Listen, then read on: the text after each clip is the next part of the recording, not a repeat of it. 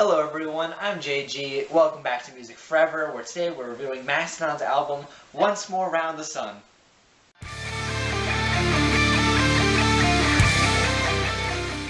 Now before getting into this review, I just want to say that during this month of March, I'm doing something called Mastodon Madness, where I'm reviewing all of Mastodon's albums up to the release of the new album, Emperor of Sand, which was released today. Yes, I'm aware of it, but I can't have a review out until Monday, or at least Monday where I am, because, I have to actually listen to the album before having a review of it. I'm not going to listen to it once and then put out a review. That's not how I work.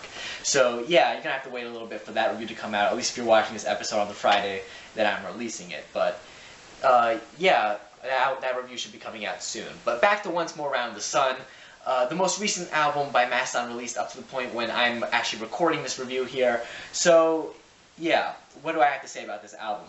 Well, I like the album, as I do most Mastodon projects, but this album does change things up a bit from what Mastodon had been doing previously. And Once More Round the Sun kind of continues with Mastodon's sound that was beginning to be explored on The Hunter, a sound that was not sludgy really, in the sense that earlier Mastodon albums were, but a bit more progressive, kind of like Crack the Sky, but toned down a bit with some more traditional heavy metal elements and some more alternative radio metal elements, a bit more experimental stuff at times.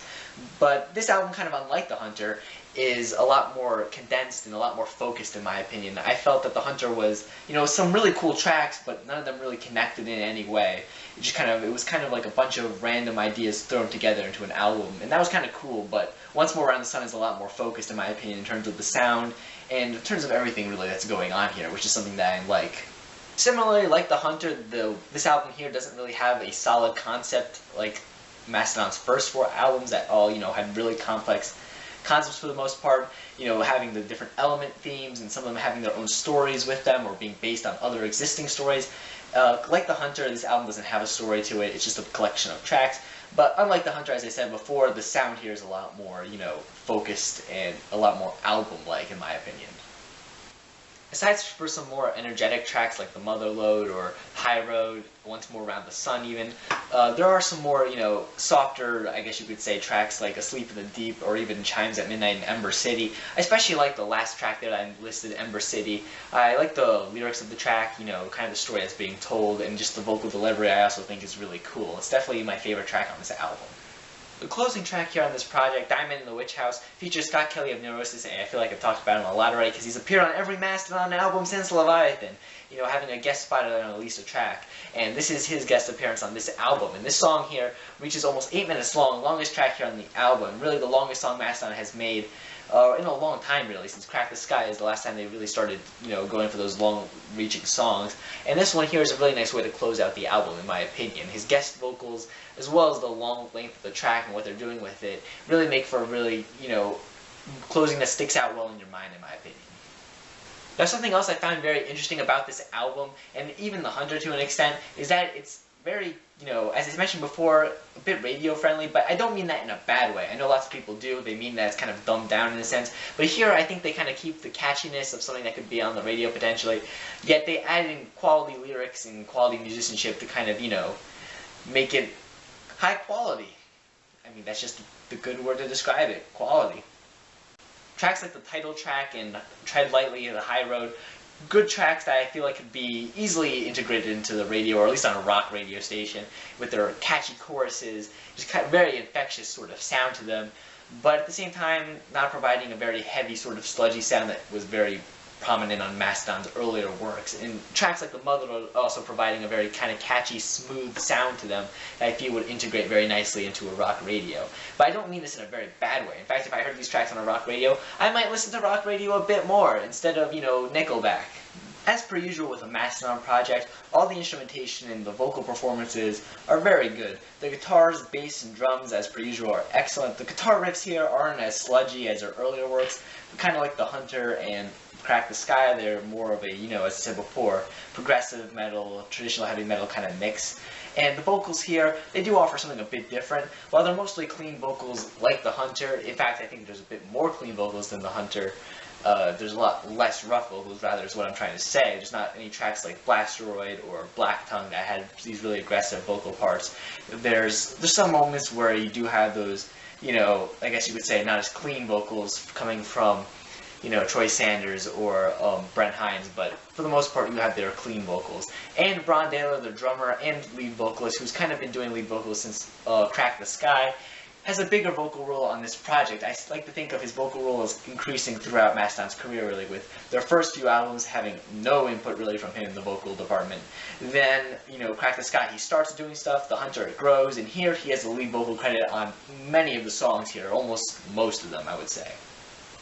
And I think his voice has a very, you know, it fits very well with the sound of this album, the less sludgy kind of sound, because he doesn't really do very aggressive vocals and he growls or anything like that. He just has this more clean singing voice that matches more with the clean sounding guitars and things like that. Especially on songs like The Motherlode, where he just kind of provides a very smooth performance to the track. He does lead vocals for that track, really. There's only a small part done by Troy Sanders. And then on tracks like High Road or Tread Lightly, he has nice chorus performances that, you know, kind of show him as to be a really nice hook man. You know, I know lots of people say that for hip-hop genres, really, when talking about people that do hooks a lot because they just, you know, can pull them off really well, but I think he's a very good hook man. You know, it's kind of a weird comparison, but that's not to say that this is a flawless album, however.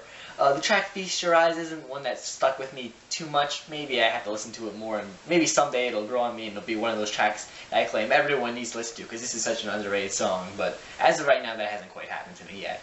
And the track Aunt Lisa, it's kind of a weird song because it starts off as one of the heavier songs on this project, which I initially enjoyed, but then towards the end of the song there's this weird chanting part that's done with like a female vocalist. I don't know who it is, but it just sounds really corny and out of place in my opinion. It just kind of takes this very aggressive direction that the track was going in, or at least very aggressive in terms of what this album does, and then just kind of veers off into a completely different direction. That's just kind of weird in my opinion. If they had removed that one part, I think the track would have stood out a bit better, but instead it kind of stands out for a completely different sort of weird reason. I mean, it's not a bad song by any means, it's just that change-up was kind of weird. And also, overall, I don't think this album stands out quite as much as some of Mastodon's earlier works, and I think it might have to do with the concept, or rather the lack of concept. I do really like the concepts that they had on their earlier records, and, you know, the lack of a concept here doesn't really give these tracks, you know, much of a reason to exist with each other, really. I know I said it before that the sound of the album, you know, sounds very much as these tracks belong together, but lyrically speaking, it is just a collection of random tracks scattered together, and it kind of shows, especially when you compare it to some of the earlier records, which I really can't help do, especially when reviewing all these albums together. It kind of feels weak in comparison to that, and it is a bit stronger than The Hunter, though, in my opinion. It does feel a bit more, you know, not as all over the place as The Hunter. But overall, despite a few minor gripes with this project, I think it's a very good album overall. I think it's a very good entry point into this band and heavy metal music in general, because of those catchy choruses and, you know, not as heavy, sludgy sort of sound. It goes from, you know, the guitars aren't as heavy here. It's a very nice entry point into the band. I think if someone were to start off with this album and go backwards towards the sludgier stuff, and if they were a new fan or a new fan to the band or sludge metal, it would be a nice way to be introduced to the genre, really, just, you know, working your way backwards. If you're a Mastodon fan who really only likes the heavy, sludgy stuff, or maybe super progressive stuff from them, maybe this quite isn't for you, but if you're a Mastodon fan who likes them for the variety of stuff that they're able to do, or just really any sort of metal sound, if you're just a metal fan in general who likes anything and everything metal, you should check this out.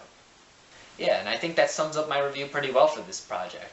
Thank you for watching, and, you know, I'm quite excited to move into my review of Emperor of Sand once that drops. I mean, when you're watching this video, it definitely will have to have dropped already, but, you know, as of recording this, it hasn't quite yet. So make sure to subscribe to the channel so you don't miss out on that review. And if you want to see the reviews I did for all of Mastodon's other albums, I already have all those done, and they're in a playlist that I'll have linked at the end of the video, so make sure to check that out. And if you have anything you'd like to say, leave it down in the comments below, leave a like on the video if you enjoyed.